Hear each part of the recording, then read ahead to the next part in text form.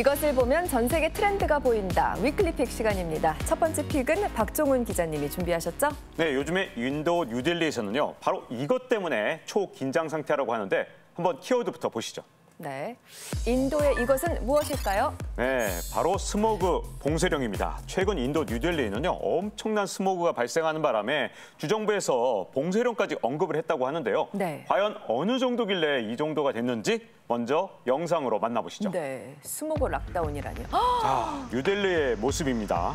얼마나 스모그가 심한지 세계 최대 힌두교 사원마저 희미하게 보일 정도군요. 시야도 안 보이지 않고 숨이 막힐 지경이네요. 네, 그렇죠. आंखों में हवा तो लग रही है, लेकिन साथ में ना जैसे एक होती है चिलचिलाहट, मतलब आंखों में हाँ जलन हो रही है, जलन फील हो रहा है आपको। 도로는 매연 때문에 더 문제인데요.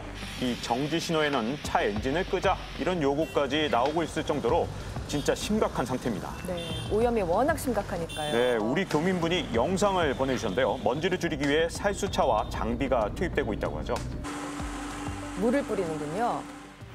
지금 보시는 게 스모그 방지 건입니다. 계속 물을 분사해서 오염을 줄이는 겁니다. 델리에는 이런 건이 23군데 설치되어 있습니다. 하지만 인도의 스모그 지옥은 여전한데요. 이에 주정부는 봉쇄령까지 경고한 상황입니다.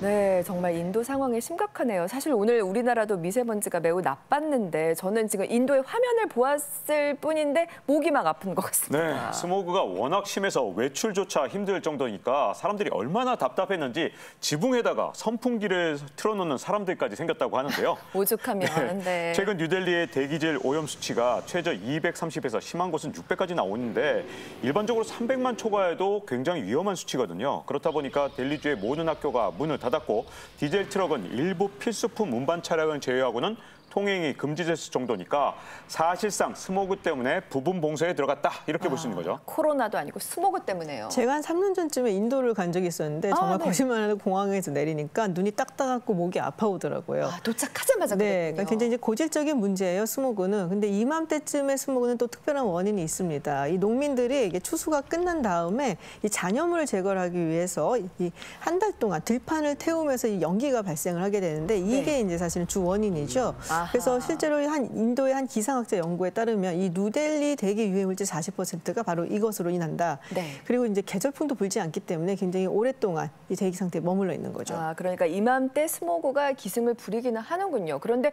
올해 왜 유독 이렇게 제재를 해야 할 만큼 더 심각한 걸까요? 네, 아무래도 이 코로나 봉쇄 해제가 영향을 미쳤을 것이다 이런 분석이 많은데요. 이 코로나 봉쇄 해제가 되면서 이 석탄 의존도가 높은 인도 같은 나라에서 갑자기 공장들을 가동하기 시작하니까 탄소 배출이 엄청나게 늘어났겠죠. 그렇죠. 거기다가 주민들이 이동을 시작하니까 이게 스모그에 영향을 미쳤을 거라는 분석이죠. 네. 최근 뉴델리 시민의 86%가 이 스모그로 인해서 호흡 곤란과 구토를 경험했다라고 알려져 있고요. 뉴델리 병원은 지금 이 대기 오염 때문에 환자가 굉장히 막 북적대고 있다 알려지고 있습니다. 네. 또 한 연구에 따르면 2019년에 이 대기 오염으로 사망한 인도인이 170만 명이라고 하는데 한 해 사망한 전체 인도 인구의 18%, 뭐 굉장히 많은 아이고, 숫자고요. 그렇죠. 그러니까 뭔가 정부가 특단의 대책을 내릴 때다라고 판단이 됩니다. 네. 네, 인도 정부에서도 스모그 문제를 해결하기 위해서 여러 가지 방법을 강구하고 있는데 영상에서도 보셨듯이 살수차를 동원해서 물을 뿌리기도 하고 안티 스모그건으로 물을 뿌리기도 하는데 대도시에서는 공기 정화 타워까지 가동 중이라고 하죠.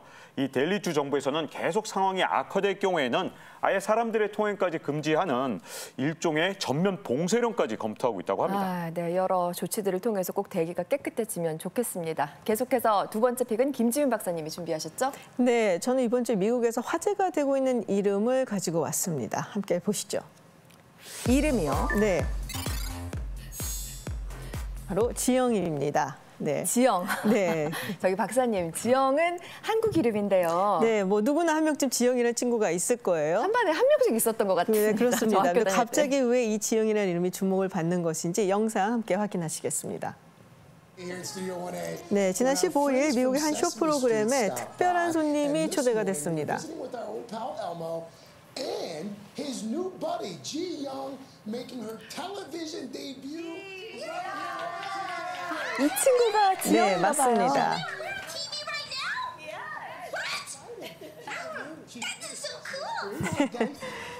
네, 최근 미국 어린이 프로그램이죠. 이 세서미 스트리트는 역사상 처음으로 아시아계 캐릭터를 소개를 했습니다. 그게 바로 이 지영입니다. 한국을 대표하는 이름이 됐어요. 어머, 한국말도 해요. 귀엽습니다. 네.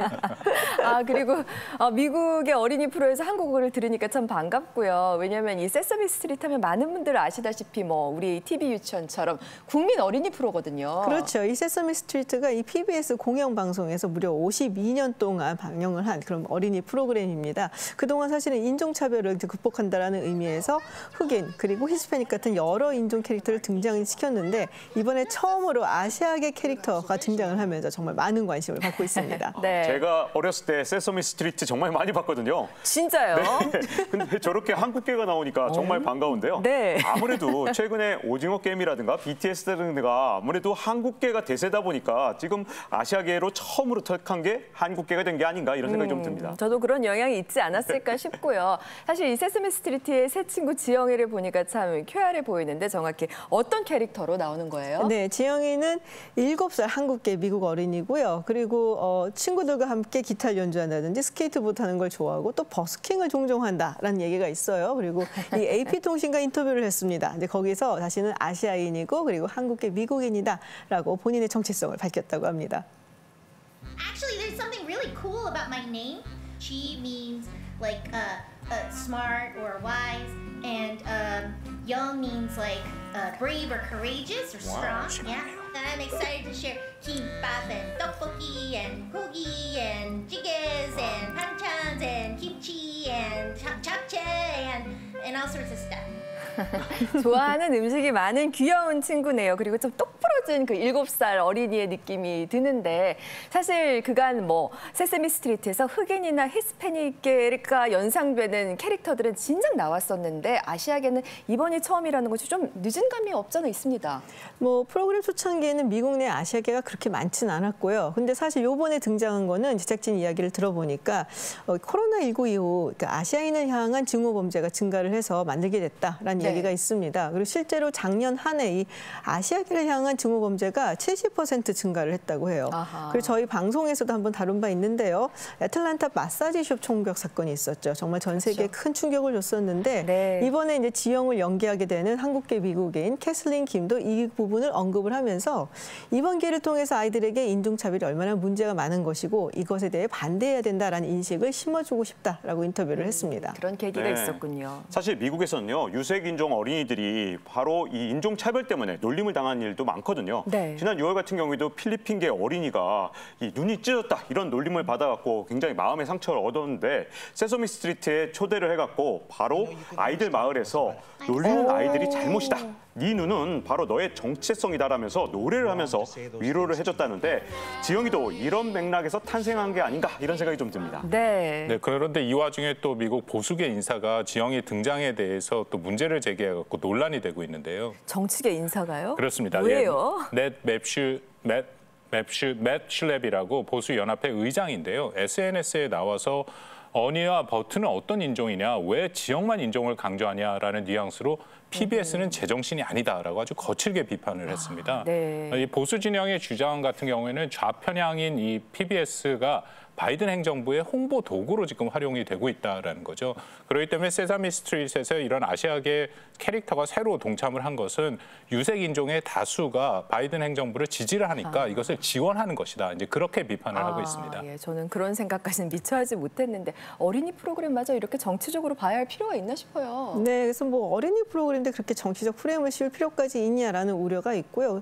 뭐 그래도 대다수의 대중들은 지영의 등장을 굉장히 반기고 있다고 합니다. 네. 지영은 이제 25일 추수감사절 특집 에피소드부터 등장을 한다고 하는데요. 앞으로 이 세서미 스트리트 어떤 이야기를 들려줄지 기대가 됩니다.